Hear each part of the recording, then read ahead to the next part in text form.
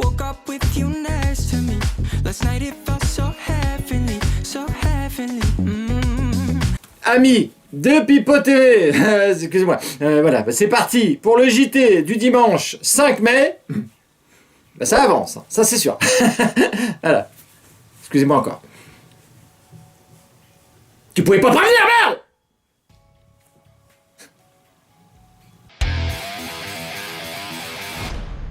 J'ai déjà eu l'occasion de le dire, je considère que l'addiction aux écrans, chez les jeunes et chez les enfants, est une catastrophe sanitaire et éducative en puissance. C'est un enjeu absolument fondamental.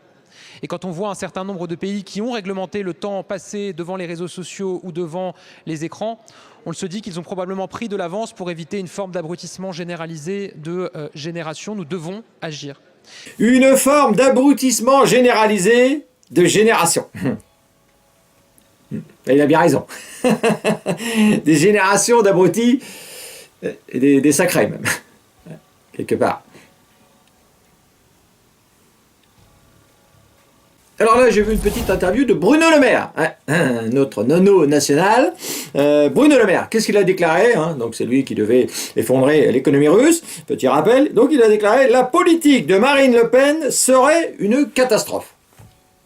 J'en sais rien, je ne connais pas. Et si lui il dit, écoutez. C'est juste une chose. La politique de Marine Le Pen serait économiquement, financièrement, culturellement, une catastrophe pour notre pays. Si lui il dit, il a sûrement raison, moi je ne suis pas non plus spécialiste d'économie, mais il y en a un qui a répondu, c'est Olivier Marleix, quelque part, c'est des Républicains. Eh ben, écoutez ce qu'il lui dit, lui, sur Bruno Le Maire. Monsieur Le Maire, quoi qu'il en dise, restera dans l'histoire comme le seul ministre de l'économie qui aura publié 6 romans le temps de son passage à Bercy et qui aura fait 1000 milliards de dettes sous sa signature.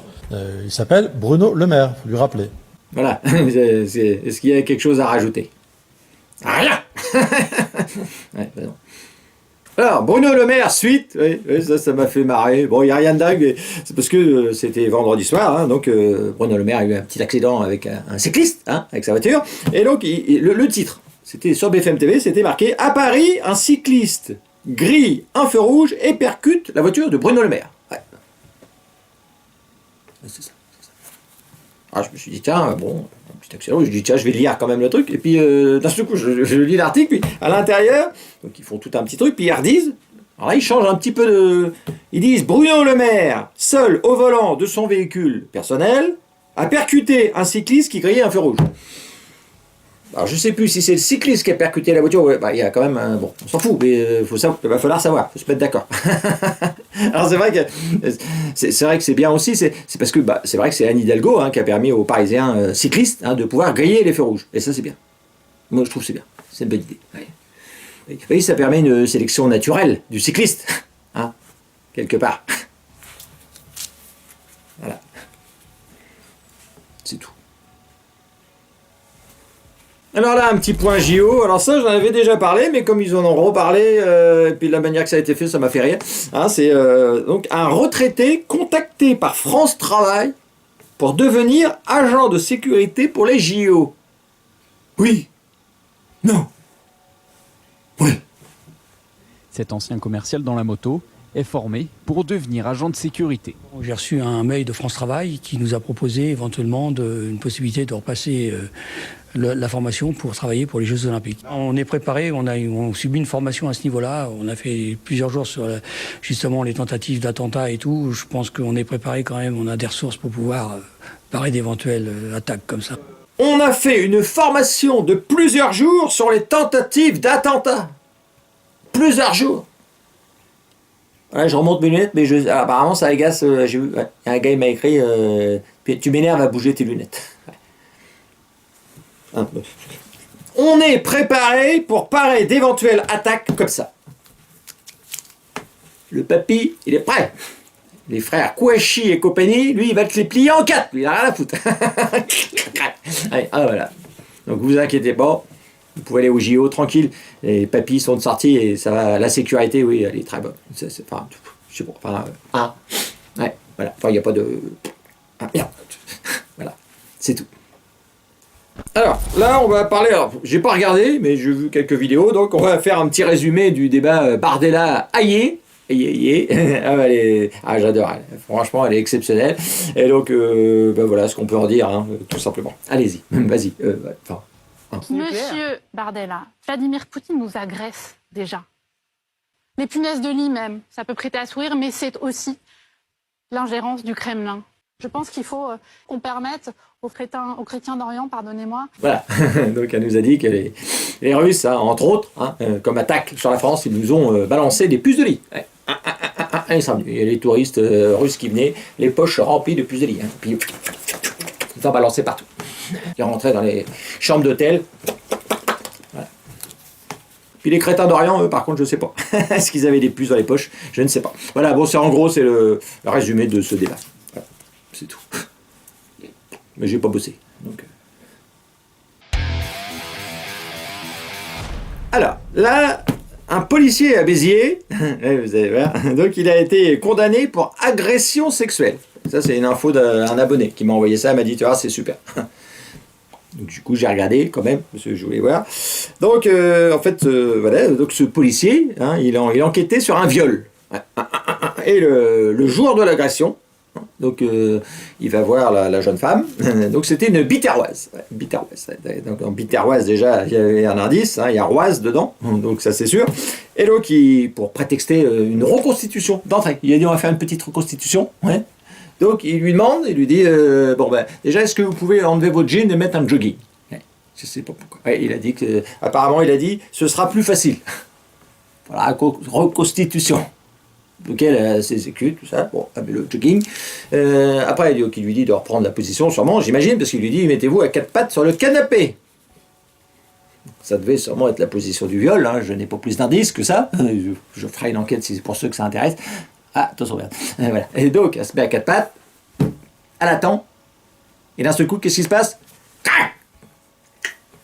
Plus de jogging. Merde, l'élastique, qu'est-ce qui se passe? Un peu ton jogging qui descend tout seul, toi c'est inquiétant. Donc qu'est-ce qu'elle fait? Elle se retourne, qu'est-ce qu'elle voit? Le policier avec le pantalon au bas des pieds, plus de pantalon non plus.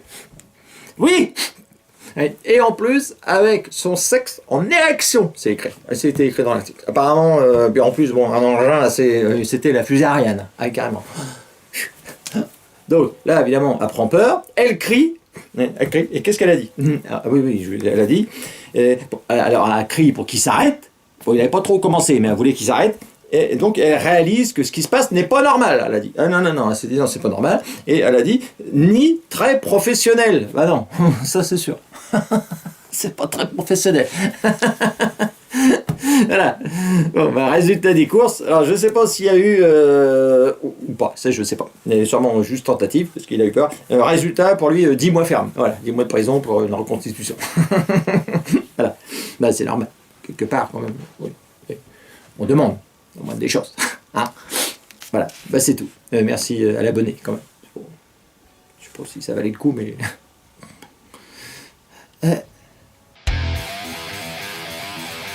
Alors là, on va parler de Guillaume Meurice, donc c'est un collègue humoriste, et là, waouh, ouais, j'ai été, parce que bon, même moi, hein, quand même, je fais des blagues, tout ça, donc je me suis senti concerné, puis bah, c'est vrai que vous avez vu, hein, là c'est chaud pour lui, hein. Et c'est vrai que ça devient fou, on peut plus rien dire, voilà, c'est ça que ça veut dire, avec la Macronie, bah, tu peux plus rien dire. Ça, donc gros soutien à Guillaume Meurice, c'est sûr, parce que en tant que collègue... Enfin, et puis, oui, c'est vrai. Par contre, c'est vrai que j'ai regardé aussi, du coup, il y a Stéphane Cuvelier, hein, pour ceux qui connaissent, un humoriste qui, lui, est très engagé, et vraiment très engagé, pour la liberté d'expression, lui. Voilà, donc il a fait une vidéo, il en a parlé, et moi je ne connaissais pas. Et je me suis dit, ah bah tiens, je vais aller voir ce qu'il dit. Et puis, effectivement, Guillaume Meurice, pendant la pandémie... il aimait bien se foutre de la gueule de ceux qui faisaient des manifestations contre le pass sanitaire. Ouais.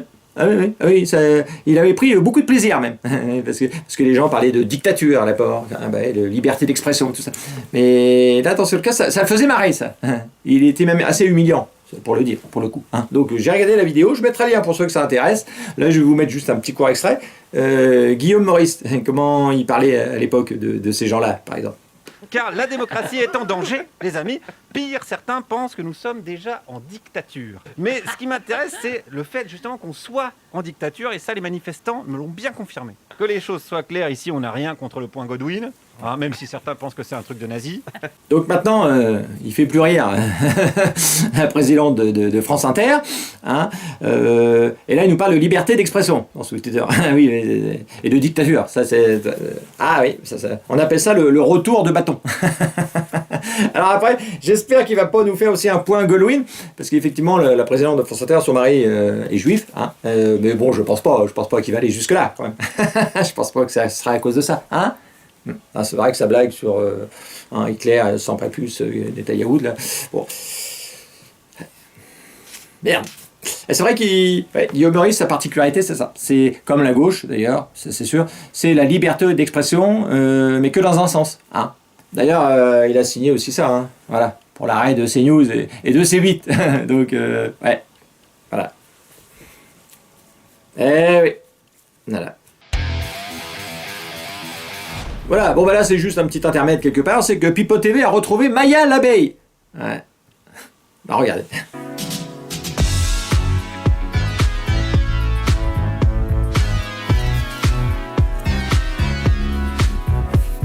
Voilà, donc quand tu manges du miel, c'est avec modération, ça c'est sûr. Voilà.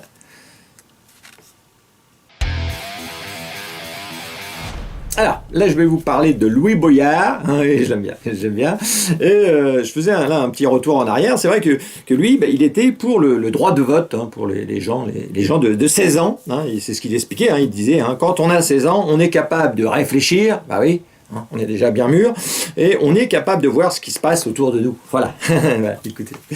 Parce que quand on a 16 ans, on est capable de réfléchir, on est capable de voir ce qui se passe autour de nous, et on est aussi capable de voir que dans la vie, on galère. Voilà, quand on a 16 ans, on est quasiment un adulte, hein, ça c'est sûr. Voilà. Ça c'est ce qu'il disait il y a déjà un petit moment. Et là, donc, il était invité chez Apolline de Malherbe et elle lui posait la question pour savoir, en ce moment, c'est vrai que ça tue pas mal, hein, même à 15 ans. Et surtout à 15 ans.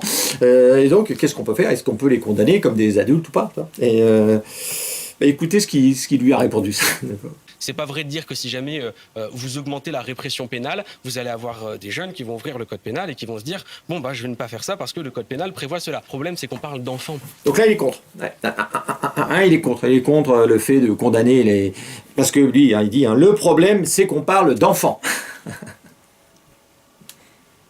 Pour aller voter, c'est des adultes, mais quand ils tuent des gens, c'est des enfants.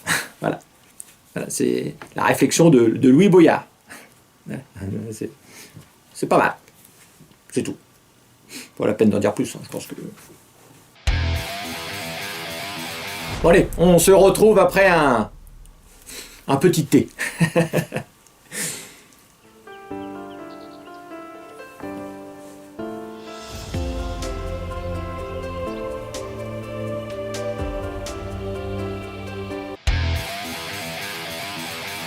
Alors, là, je vais vous parler de météo et de climat. C'est une petite chroniqueuse, ou journaliste, je ne sais pas exactement, hein, qui était sur RTL. Et d'un seul coup, elle nous a fait toute une chronique, hein, sur ce sujet. Écoutez, pourquoi elle a parlé de tout ça? Ces derniers 15 jours ont été frais, hein, pour la saison, ça ne vous a pas échappé. Et certains d'entre vous ironisent sur le terme de réchauffement climatique. Les 15 derniers jours d'avril ont été frais pour la saison. Certains ironisent sur le réchauffement climatique. Voilà. Ah, les gens sont cons, mais putain. Elle l'a vu, hein, sur les réseaux, mais comme il a fait froid pendant 15 jours, bah, tout le monde se foutait. Ouais, réchauffement climatique, comme il est beau, tout ça.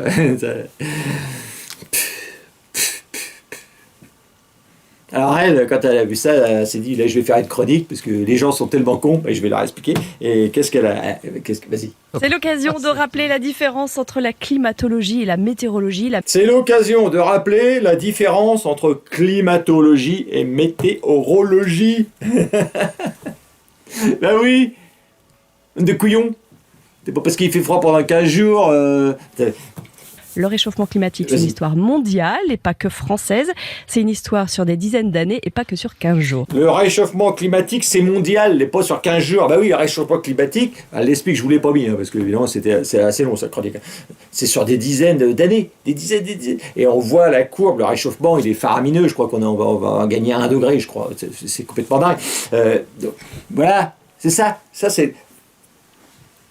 Là, vous prenez, vous, sur 15 jours, ça n'a aucun sens. Ça, elle l'explique bien. Faut pas être con. C'est pas parce qu'il a fait froid pendant 15 jours qu'il n'y a plus de réchauffement climatique. Merde! Alors, c'était assez long, à expliquer tout ça. Et puis, en fin de chronique, d'un seul coup, qu'est-ce qu'il y a? Écoutez, là, je me suis dit, merde. Et puis on a un peu la mémoire courte quand même, parce qu'on a oublié que les premiers 15 jours d'avril, on battait des records de douceur. Là. Ah oui, je vous rappelle, 26 à Strasbourg, le 8 avril, 30 degrés à Grenoble. Et puis on a la mémoire courte. Les 15 premiers jours d'avril, on battait des records de douceur, 30 degrés à Grenoble, c'est ça. Là, j'ai pas compris, parce que... Ouais. Donc, alors du moins ce que j'ai compris, c'est ça, c'est que quand il fait 15 jours froid, ça, c'est de la météo, d'accord? Pas du climat. Mais par contre, quand il fait 15 jours un peu plus chaud, là, apparemment, c'est du climat. C'est plus de la météo, selon elle. Mais en plus, elle dit les gens ont la mémoire courte. Je pense qu'elle a un peu dit le contraire de ce qu'elle disait pendant sa chronique. Elle a la mémoire très courte, à vrai dire, ça c'est sûr. En plus, ça nous le dit. Hein. Donc, ne mélangeons pas météo et climat. Merci beaucoup, Marina. Voilà. C'est tout. Ça m'avait fait barrer. Pour... Voilà. Bon, ben, ce JT, il est terminé. Ça, c'est sûr. Et puis... Et alors, j'avais d'autres sujets, hein, parce qu'on m'en a envoyé, mais j'ai pas le temps.